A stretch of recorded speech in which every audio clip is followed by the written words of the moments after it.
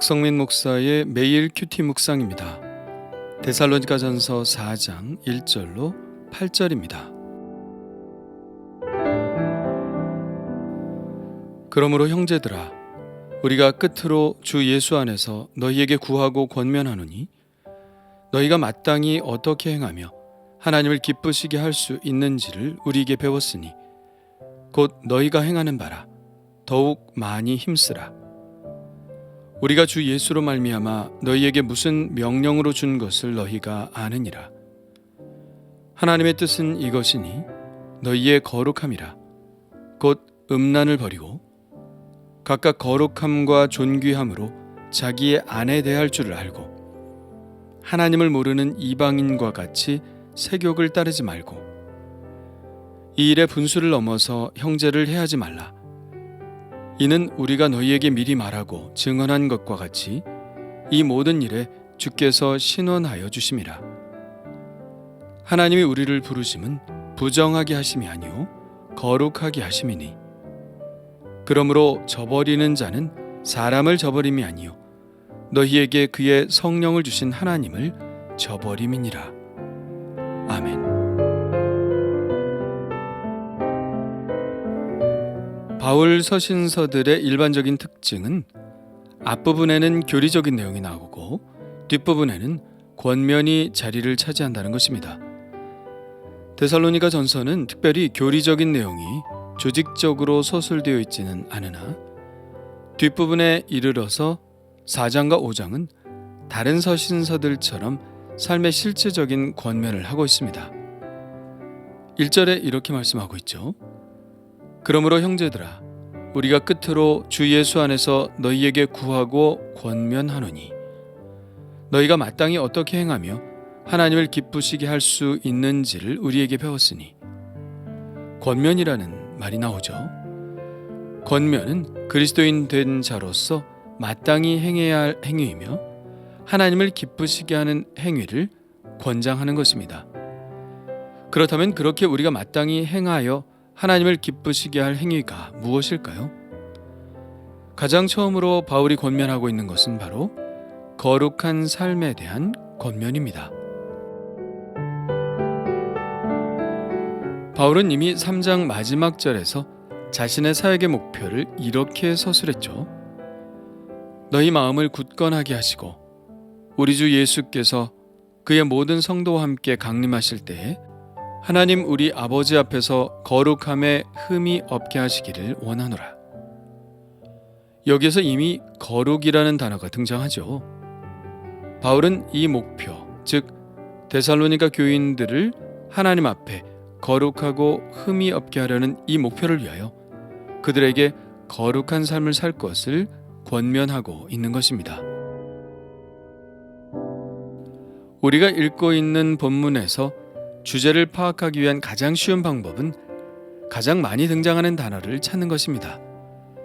말할 것도 없이 오늘 본문에서 가장 많이 등장하는 단어는 바로 거룩입니다. 한번 찾아볼까요? 3절입니다.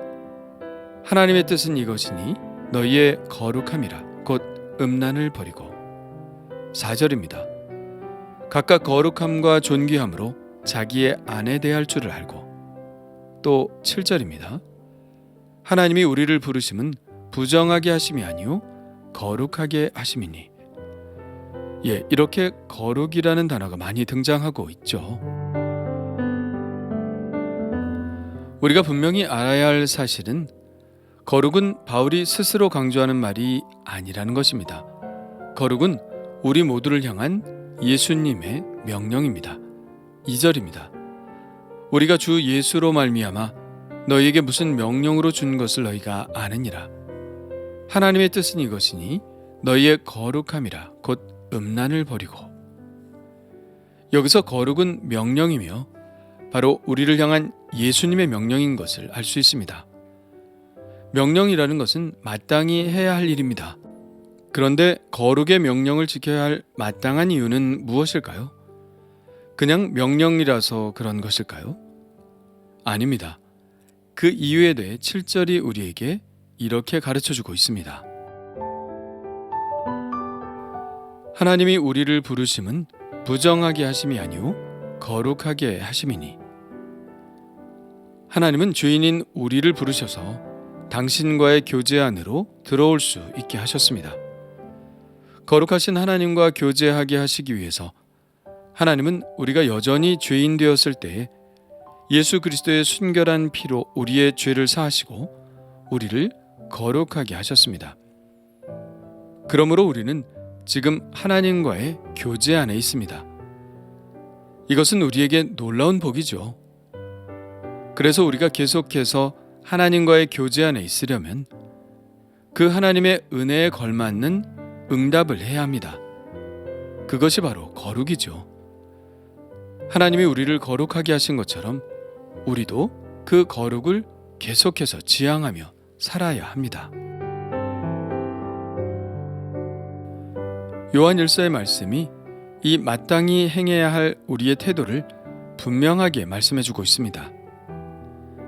만일 우리가 하나님과 사귐이 있다 하고 어둠에 행하면 거짓말을 하고 진리를 행하지 아니함이거니와 그가 빛 가운데 계신 것 같이 우리도 빛 가운데 행하면 우리가 서로 사귐이 있고 그 아들 예수의 피가 우리를 모든 죄에서 깨끗하게 하실 것이요.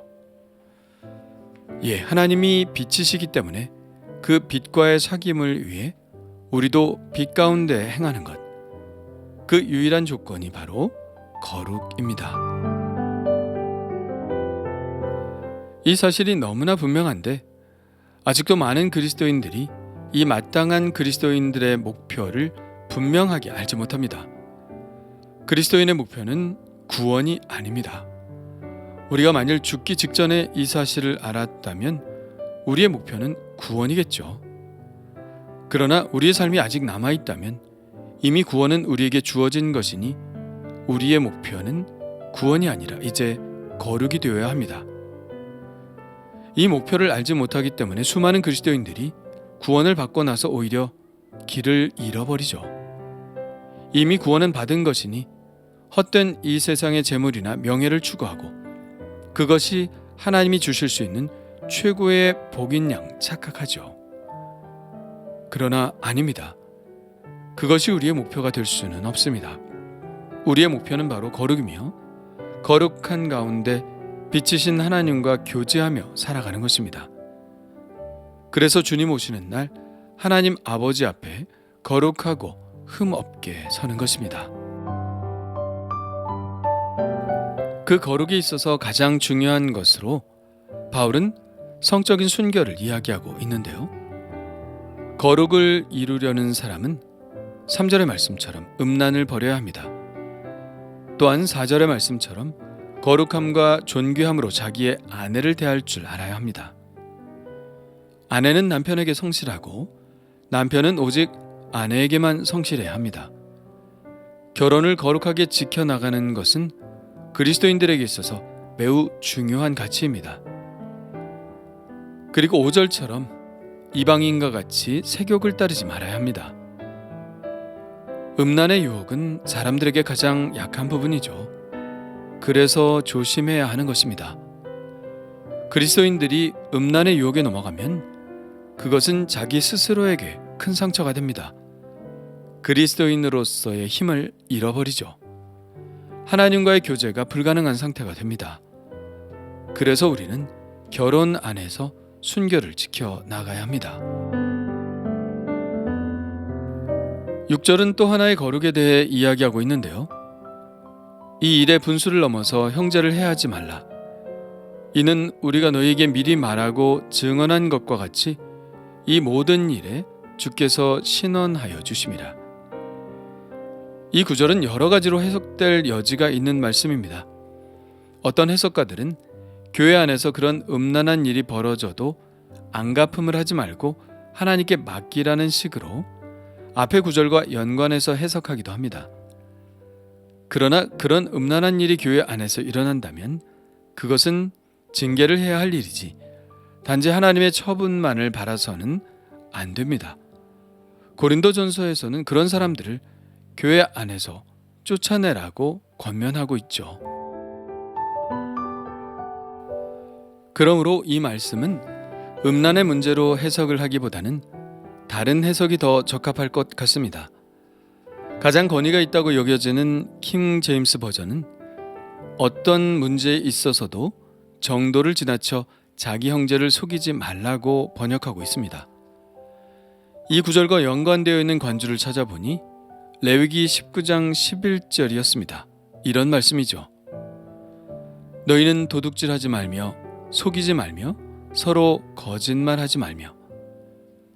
그러니까 이 구절은 성적 순결을 지키는 것과는 별개로 믿는 형제들 간에 거짓말로 속여서 해를 입히지 말라는 말로 해석하는 것이 좋을 것 같습니다. 믿는 형제들 간에 서로 사랑하라는 것이죠. 이 말씀은 9절부터 나오는 다음 권면으로 이어지고 있는데요. 바로 사랑도 거룩의 일부분이라는 말씀을 하고 있는 것입니다. 우리 그리스도인의 목표는 분명합니다. 거룩입니다. 가장 약한 부분인 성적인 순결함을 지켜나가는 것, 성도들 간에 서로 사랑하며 살아가는 것이 바로 거룩이고, 우리가 그렇게 거룩을 추구해 나갈 때 우리는 하나님과의 교제 안에서 풍성하고 참 만족한 삶을 살 수 있게 될 것입니다. 혹시 그리스도인으로서의 삶의 목표를 잃어버리고 길을 잃어버렸다면 거룩의 목표를 다시 한번 잡아보는 것 어떨까요? 내가 거룩하니 너희도 거룩할지어다. 아멘. 주님 감사합니다. 음란을 버리고 존귀함으로 아내를 대하며 세욕을 따르지 않게 하옵소서. 하나님의 부르심에 합당하게 행하게 하셔서 주님이 우리를 부르신 그 목적을 이루며 살게 하옵소서. 오늘도 시험에 들지 않게 하시고 악에서 구하여 주옵소서. 거룩한 주님의 빛 아래 살아갈 수 있도록 저와 함께하여 주옵소서. 예수님의 이름으로 기도합니다. 아멘.